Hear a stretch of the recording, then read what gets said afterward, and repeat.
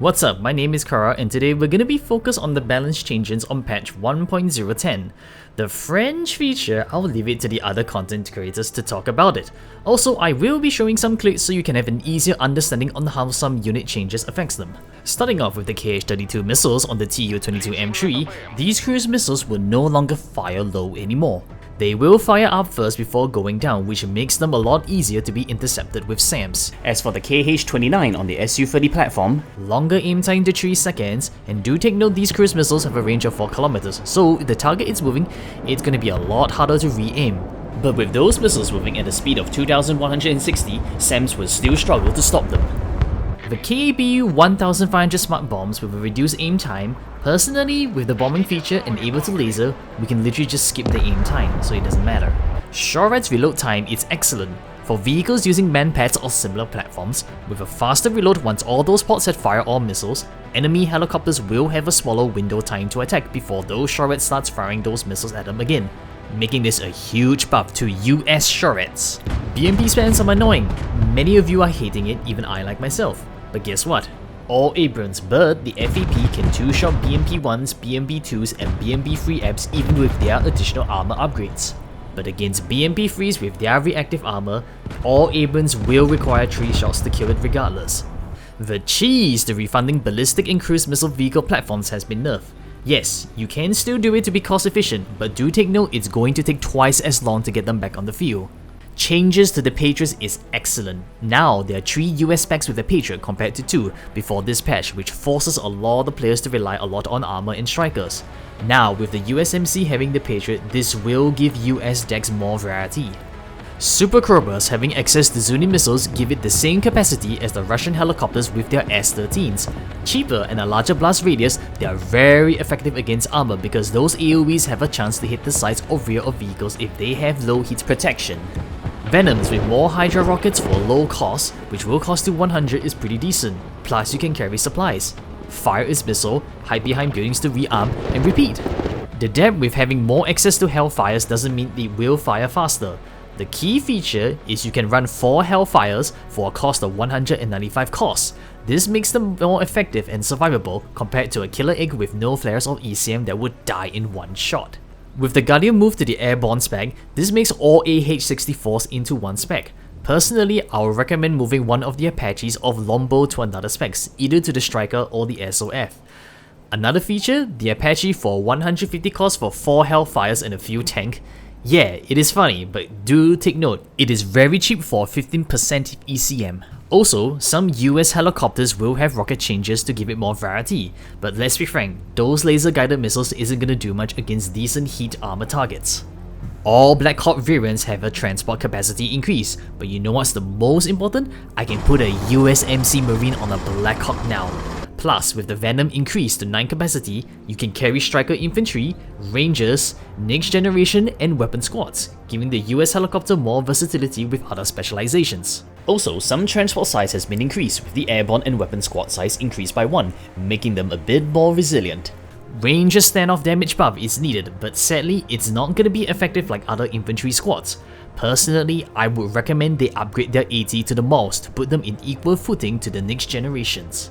The nerf to the Russian ATGM vehicles like the Sturm-S and the BMP ATGM with access to the Kornet-T and the Khrizantema with an increased reload time. This will make them more vulnerable because, to take note, none of these vehicles actually have smoke. Ataka platforms have a 1 second increase at aim time. It is a very small nerf, but it won't be an issue because we can usually fire these things on the move. Now, the infamous BMP-3 and the BMP-3F.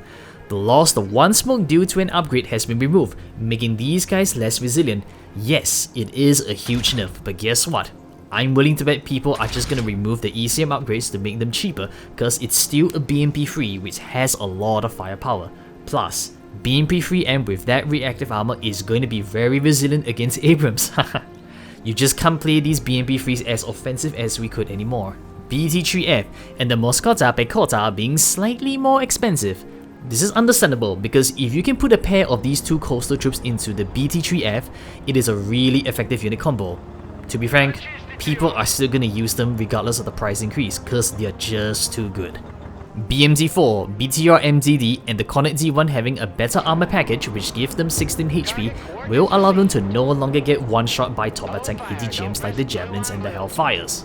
Sherdians and Spruts having 2 smokes is great. This allows them to be more resilient and survivable, and allow for more aggressive play, especially for the Sherdian, because remember, that thing has a 600 hit penetration before, making them a stronger contender against BMP-1 and BMP-2 spams. Flyer GMC, this thing with a bit more HP, with that 30mm cannon being cheaper for now 55 cost is pretty good. Don't forget, this is a very fast boy with 120 speed, so put a recon team and send these guys out to the backline units and cause chaos. BMP-2 without the ATGM for the same price as a BMP-1 AM. The difference is just that one is gonna have 8 troops, while the other one's gonna have a faster fire rate but only can carry 7 troops. Stryker SPH are really underwhelming, really bad, but with the introduction to cluster munitions and better accuracy for 120 cost, they're still not effective unless you run all 3 of them to make it questionably worth. But remember all 3, that's 360 cost by the way, and the blast radius is still really small. Ooh, Battleship memes coming. Before them, it had worse armor, which makes them not survivable against small arms fire. But now it being up armored and with 3 grenade launchers for a cheap 50 cost, they will go ham against any infantry out there. Just stay beyond 600 meters to play safe, unless an ATGM says no. Now, there are more units with the 3km lasers by the way. Here is the list, because it's too hard for the developers to list it all down. Now with also some mortar carriers and the MWS having more access to smoke, okay. Stryker support tab losing 250 points transferred to the infantry state. This will affect on how you make your deck, so watch out. And minigun slight buff, nothing much. Toss is further nerfed. Increased supply time and taking longer to reload, it's gonna reduce its combat effectiveness to at least 4 minutes. Basically, you better not miss when you fire this thing. F-15EX are being given more options, allowing it to run 4 harem seats with 8 MRAMs, but at a cost of 455 points, it is a very expensive plane. And also, we have less options to mix and match the loadouts now. Mid-to-air missiles have a huge buff. As long as you're carrying at least 4 R-27ERs or AIM-7 Sparrows, they can ripper fire in quick successions. This means if you're able to get up close with a mixed variety of missiles, you can get 4 missiles at once onto a target if you're within range. Then Su-33 ECM being a bit cheaper, but the Su-27SM, given this buff, at close range it can effectively fire up to 5 missiles at once when given the chance, assuming you can get close end RNGs in your favor. BMP-1 platforms with the ground gun can now be fired on the move. Before then, you have to keep still in order for them to fire. The fact that you can fire them on the move allows us to play them more aggressive, allowing those Groms to pay enemy APS for a derp cheap price. Euro 77 video cheaper? Meh, no one uses this unit, seriously. Air-to-ground missiles and vehicles, the angles for these missiles to launch or reacquires if it lost its original target has been made more narrow, but so far I can't seem to notice the difference, and up close those missiles will still go beyond 40 degrees. F-35 nerf. It was strong not because of the aim time we used to bypass the precision, it's because it was so stealthy, and if you run 1 seat and 1 GBU-56, by the time the SAM spots you and fires, the seat will buy you time to protect you to releasing that 2000 bomb, and it can be guided by self-laser, allowing you to one-shot any vehicle in the game with top attack or hitting them at the back with low heat protection. Plus, before, we can run all 4 in the deck, so you can have a really active presence with them. Lastly, Comanche being easily to spot just because it's firing as Hellfire isn't going to matter. It's going to get spotted regardless when it fires, but just be more careful when you use them. That covers up the balance changes for the latest patch. Leave a comment down below if I missed something, and start reworking your decks cause mines are completely screwed and corrupted, forcing me to restart and rebuilding everything. Shucks.